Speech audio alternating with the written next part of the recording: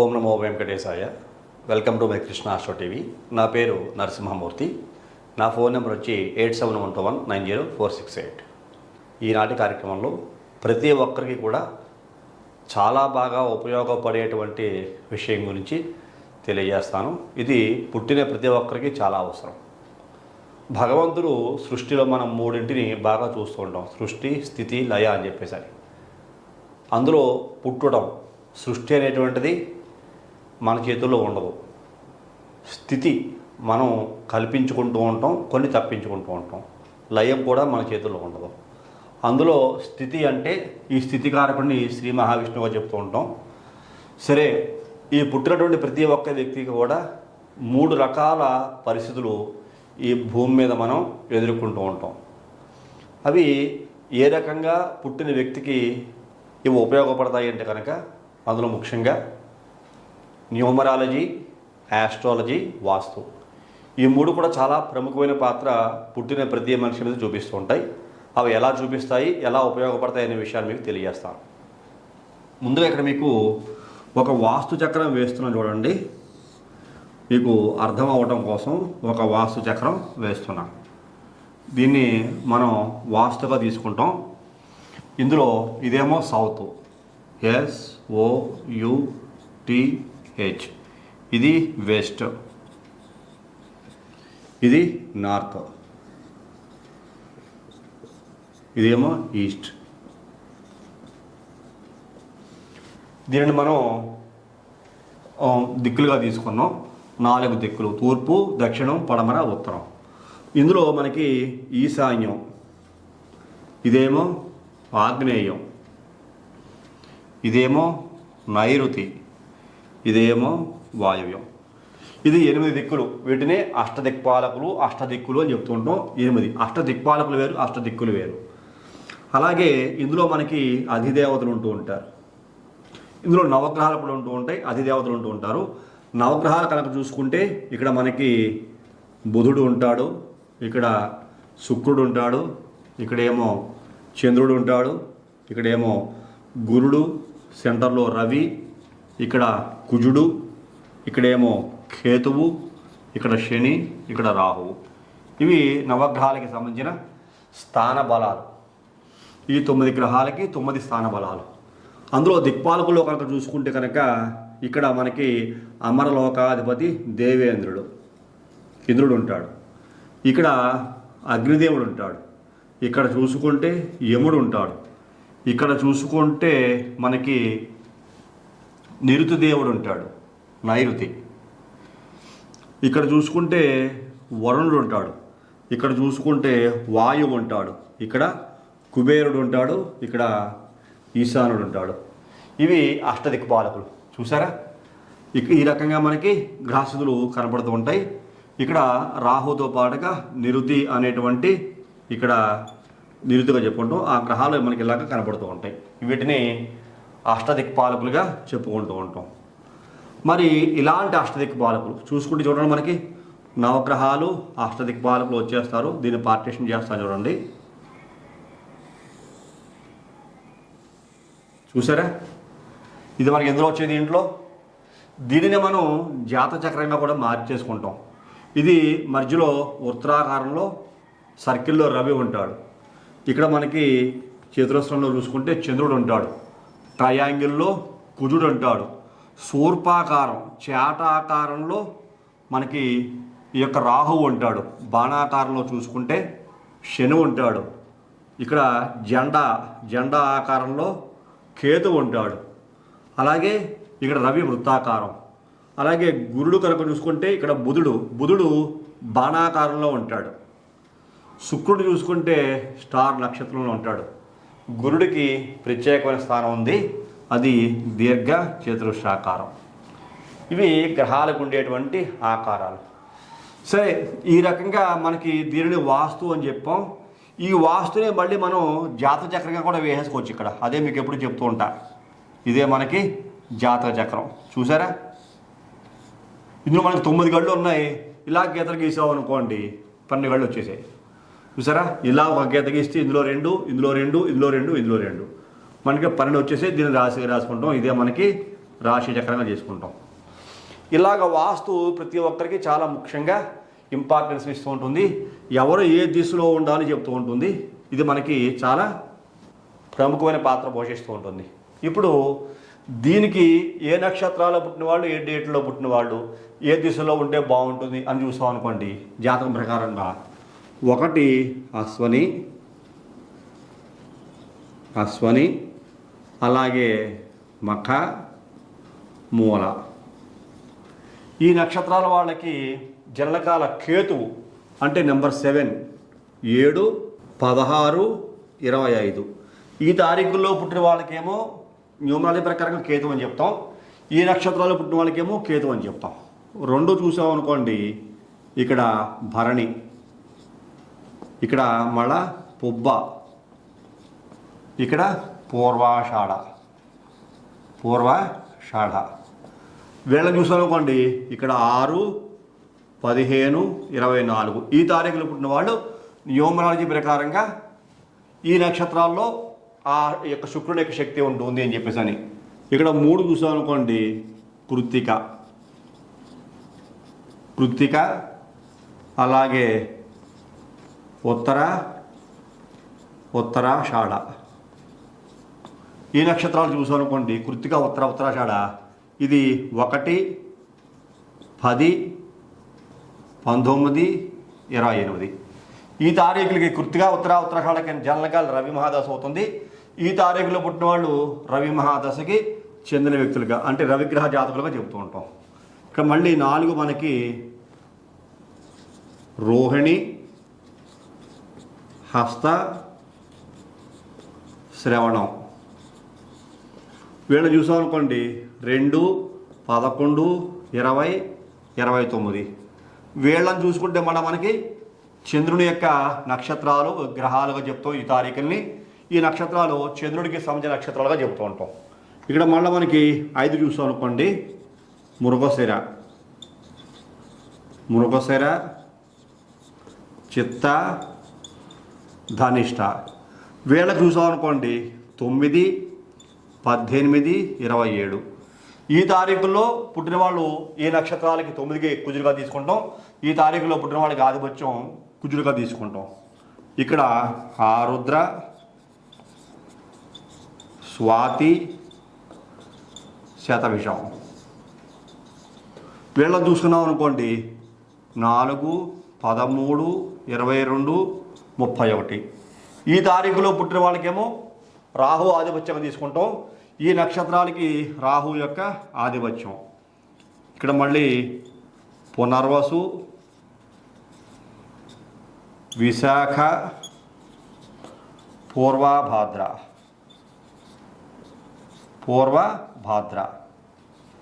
సరే వీళ్ళ చూసాం అనుకోండి.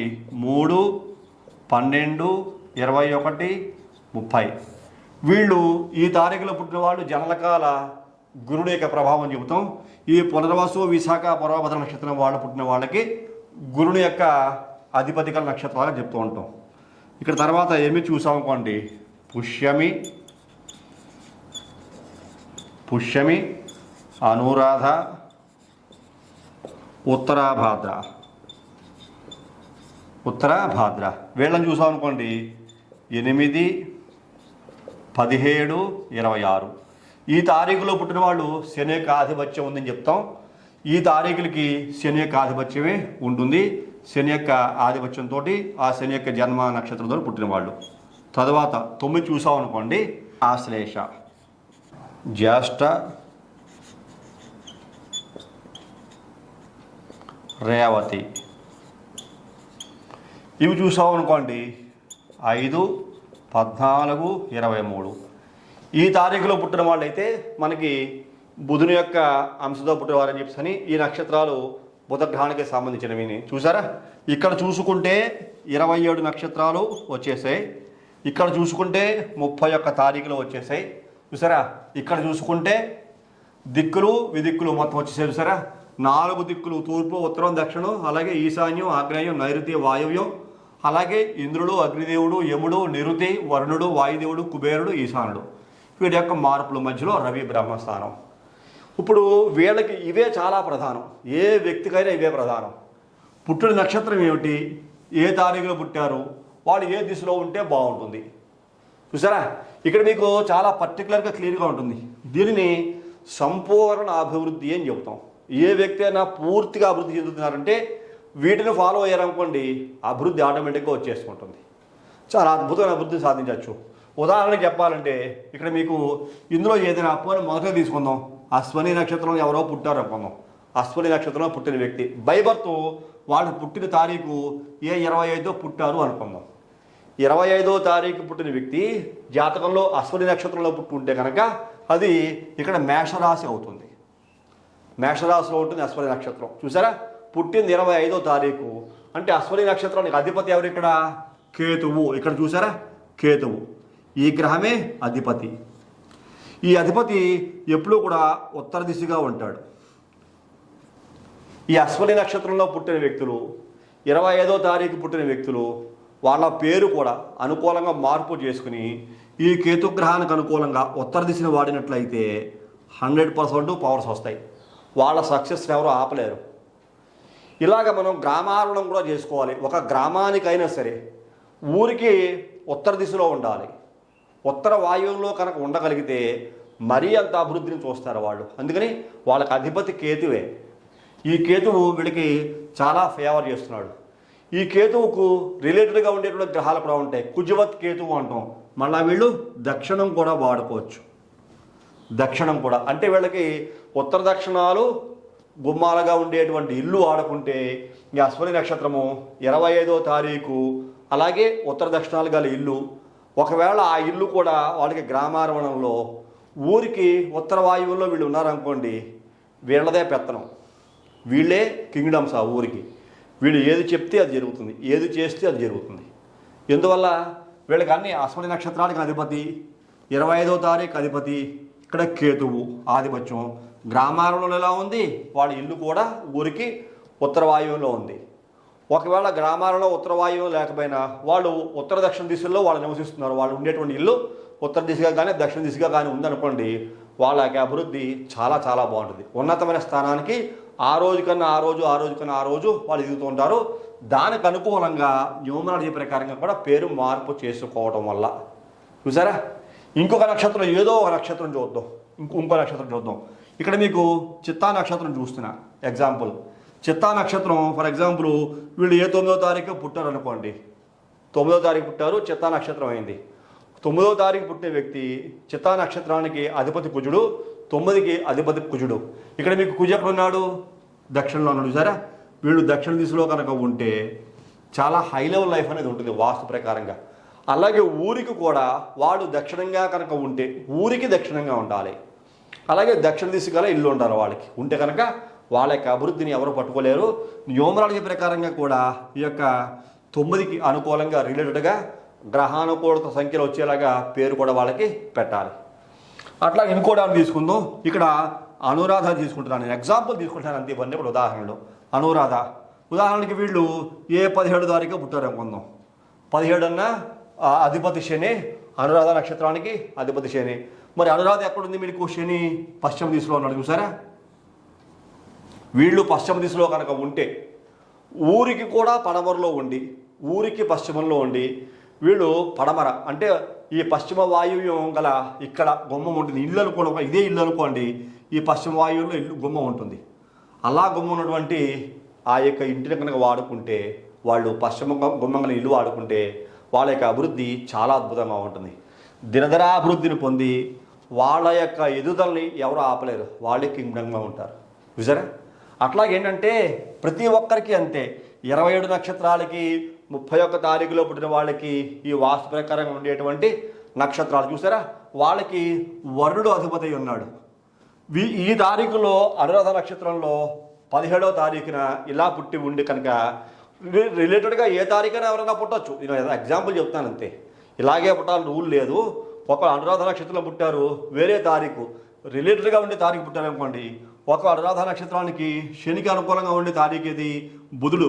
ఈ 5, 14, 23లో పుట్టిన అనుకూలంగా ఉంటుంది. శనికి అనుకూలంగా 4, 13, 22, 37 తారీఖులో పుట్టిన అనుకూలంగా ఉంటుంది.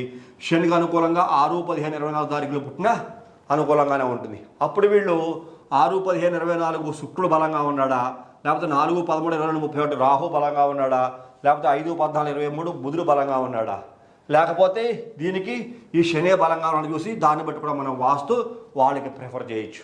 దాన్ని బట్టి కూడా వాళ్ళకి అభివృద్ధి బాగా ఉంటుంది, వాళ్ళ వృత్తి కానీ వ్యాపారం కానీ. అలాగా అనేక రకాల యోగాలు కలుగుతూ ఉంటాయి. ఎలా లేదు, ఇది 17వ తారీఖే పుట్టాడు, అనురాధ నక్షత్రంలోనే పుట్టారు వాళ్ళు, ఓకేనా. ఇలాగా పశ్చిమంలో ఉన్నారు అనుకోండి, పశ్చిమ సింహద్వారం వాడుతున్నారు అనుకోండి, వాళ్ళకి యోగం బాగా ఉంటుంది. ఆ ఇంట్లో ఉన్నవాళ్ళు ఇలాగ శనికి అనుకూలంగా ఉండేటువంటి బాణాకారాన్ని, ఇట్లాగ బాణాకారాన్ని ఇంట్లో పెట్టుకుంటే మరింత యోగం. శని అనుకూలత పెరగడమే కాకుండా అద్భుతమైన యోగాలు కలుగుతూ ఉంటాయి. వాళ్ళు పట్టిందల్లా బంగారం అవుతూ ఉంటుంది. పెద్ద పెద్ద ఇండస్ట్రీస్ పెడుతూ ఉంటారు, ఐరన్ ఓర్స్ ఉంటాయి, గనులు ఉంటాయి, ఇంకా అనేక రకాల పెద్ద పెద్ద హై లెవెల్ ఇండస్ట్రీస్. వాళ్ళకి వాడలకి వరుణదేవుడు కూడా అధిపతి కూడా ఇక్కడ మీకు చూసారా, వాడలు, జలాంతర్గాములు, అలాగే విమానాలు, ఇట్లా ఇంకా అనేక సదుపాయాలు, అనేక పెద్ద పెద్ద వ్యాపారాలు చేసిన అధికారము ఇలా పుట్టిన వాళ్ళు కనపడుతూ ఉంటుంది. ఇలాంటి వ్యక్తులే ప్రపంచాన్ని శాసించే వ్యక్తులుగా ఉంటూ ఉంటారు. వాళ్ళు మనం ప్రపంచంలో చూస్తూ ఉంటాం. అలాంటి వ్యక్తులు మళ్ళా ఏ దేవుడి పేర్లు పెట్టుకోరు, ఏ దేవుడి పేరునే కంపెనీ పెట్టరు వాళ్ళు. చూసారా, మనమే పెట్టుకుంటాం చాలామంది. లక్ష్మీ గణపతి కిరాణా జనరల్ స్టోర్సు, లేకపోతే ఇంకా ఏదో పేరు పెట్టేసి వినాయక టైలరింగ్ షాప్ అని చెప్పేసి అని, లేకపోతే ఏదో ప్రొవిజనల్ స్టోర్ అని చెప్పేసి అని, ఇట్లాగా సాయిరామ్, లేకపోతే ఆటోమొబైల్స్ అని, ఏదో దుర్గా ఆటోమొబైల్స్ అని అమ్మవార్ల పేర్లు దేవుడి పేర్లు మనమే పెట్టుకుంటాం. పెద్ద పెద్ద కంపెనీలు చూడండి, ఇప్పుడు ఏదైనా ఒక మెడిసిన్ కంపెనీ పేరు చెప్పండి, దేవుడి పేరు చెప్పి.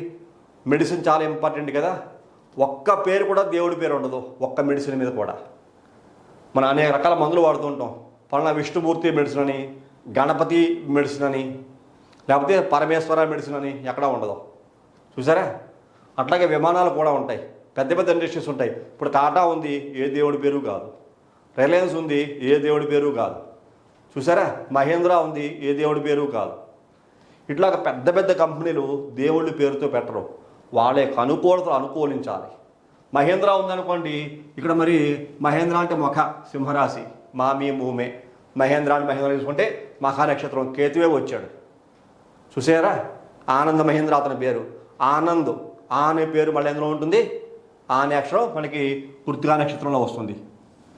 కృత్తిక ఆనంద మహేంద్ర అనే పేరు, ఆ అనే అక్షరం కృత్తికలో ఉంటుంది, మహేంద్ర కేతు ఉంటుంది. అంటే ఇక్కడ మనం చూసుకోవాల్సిన మఖా నక్షత్రం సింహరాశిలో ఉంది, ఆ అనే అక్షరం కృత్తికా నక్షత్రంలో ఉంది, ఈ ఆ నక్షత్రం మేషరాశిలో ఉంటుంది. మేషరాశి సింహరాశి కాంబినేషన్ 1, 5 కాంబినేషన్లో అతని కంపెనీ ఉంది. చూసారా, ఆనంద్ మహేంద్ర. అతని పేరు ఆనంద మహేంద్ర, కృత్తికా నక్షత్రంలో ఆ అనే అక్షరం కృత్తికా నక్షత్రం 1వ పాదం మేషరాశిలో ఉంది, మహేంద్ర సింహరాశిలో ఉంది. మరి అతని అభివృద్ధి ఎలా ఉంది చూడండి, అంచెలంచెలు ఎదుగుతూనే ఉన్నాడు ఆయన. దాని తగ్గట్టుగా భాగ్యాధిపతి గురుడు అయి ఉన్నాడు వీళ్ళకి. ఈ 9వ స్థానానికి అధిపతి గురుడు మళ్ళా ఎటు చూసినా ఈ 9వ స్థానానికి, మళ్ళీ ఇటు చూసాం అనుకోండి 9వది సింహరాశి అవుతుంది, మళ్ళీ 5వది మేషరాశి అవుతుంది. గురుని యొక్క దృష్టి ట్రయాంగిల్ దృష్టి అంటాం, చాలా అద్భుతంగా ఉంటుంది. అందుకనే వీళ్ళకి సక్సెస్ రేటు చాలా హై లెవెల్లో ఉంటుంది. చూసారా, అలాంటి లాజిక్స్ కొన్ని ఉంటాయి. ఇక్కడే తెలుస్తుంది మనకి. మహేంద్ర కార్లు అండ్ రకరకాల ట్రాక్టర్ షోరూము, ఆనంద మహేంద్ర ఆయన పేరు. అట్లాగా ప్రతి ఒక్క వ్యక్తి కూడా అంతే. చూసారా, మరి ట్రాక్టర్స్ వ్యాపారం చేస్తున్నారు, ఐరన్ వ్యాపారం, ఆయన చాలా ఉన్నాయి, not only iron, motor field కూడా ఉంది. మరి వరుణుడు శని ఉన్నారు కదా, శని అంటే మరి ఇనప వస్తువులే. అసలు వరుణుడు తిరిగేటువంటి శక్తి, ఒక చోట కుదురుగా ఉండదు, ఆయనకు రకరకాల వ్యాపారం ఉన్నాయి.